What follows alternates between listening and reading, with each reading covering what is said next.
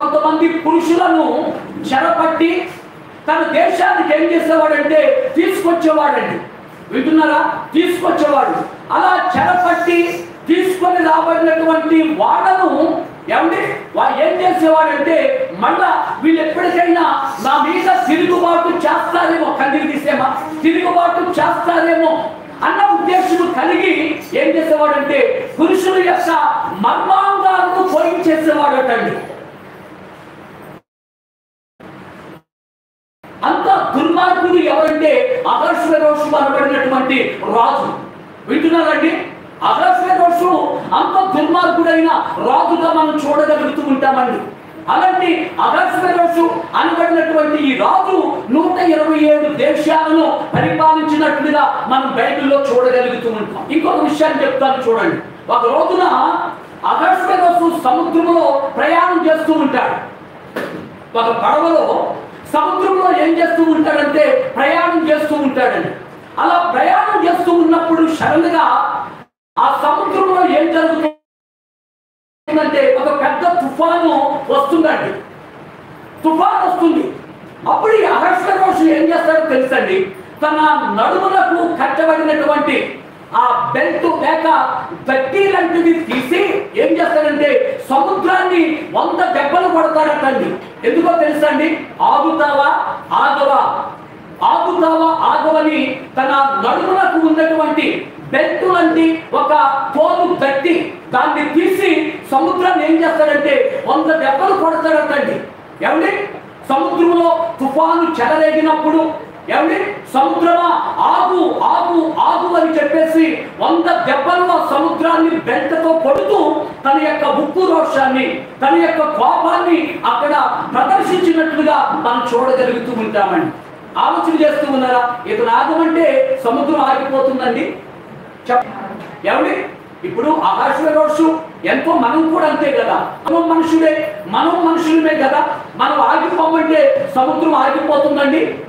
అది దేవునికి మాత్రమే ఏమవుతుందండి? సాధ్యం అవుతుందండి. హల్లెలూయా, హల్లెలూయా. అది మనం ఆరాధిస్తూ ఉన్న సర్వోన్నతుడైన దేవునికి మాత్రమే అది ఏమవుతుందంటే సాధ్యం అవుతుందని దైవజనుడుగా ప్రేమతో ఈ మాటలు మీకు తెలియజేసుకుంటున్నాను. ఒక రోజున యేసయ్య తన 12 మంది శిష్యులతో సముద్రంలో చిన్న దోణిలో ప్రయాణం చేస్తూ ఉన్నప్పుడు యేసయ్య దోణి అడుగు భాగమునకు వెళ్ళి తలవాల్చి నిద్రిస్తూ ఉన్నట్టుగా మనం చూడగలుగుతూ ఉంటాం. ఆ సముద్రంలో పెద్ద పెను తుఫాను వస్తుందండి. శిష్యులైన 12 మంది చాలా వరకు కంట్రోల్ చేయడానికి చూస్తారు. ప్రభువుని లేకుండా ఆ దోణిని ముందుకు నడిపిద్దాం అన్నట్టుగా చాలా వరకు ప్రయత్నం చేస్తారండి. కానీ ఆ గాలి వాన, ఆ గాలి తుఫాను అధికమైపోతూ ఉన్నప్పుడు, దోణిను ముందుకు నడిపించే పరిస్థితి లేనప్పుడు, అప్పుడు అడుగు భాగమున ఉన్న ప్రభు దగ్గరికి వెళ్ళి, బోధకుడా మేము నశించిపోతూ ఉన్నాం, నీకు చింత లేదా అని ప్రభువుని అన్నప్పుడు ప్రభు బయటికి వచ్చి గాలి ఆగు అనగానే గాలి ఏమైపోయిందండి?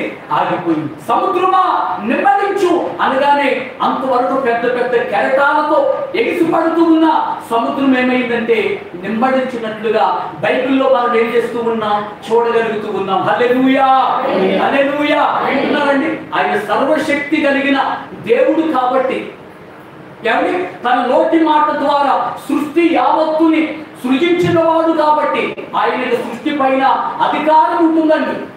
అవును కదండి? సృష్టిని సృష్టించిన వానికే సృష్టి పైన ఏముంటుందంటే అధికారం ఉంటుంది.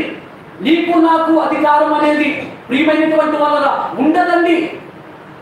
అహష్వేరోషు తన బెట్ట తీసుకొని గాలి సముద్రమా ఆగు అని దాన్ని కొట్టినంత మాత్రాన సముద్రం ఆగిపోదండి.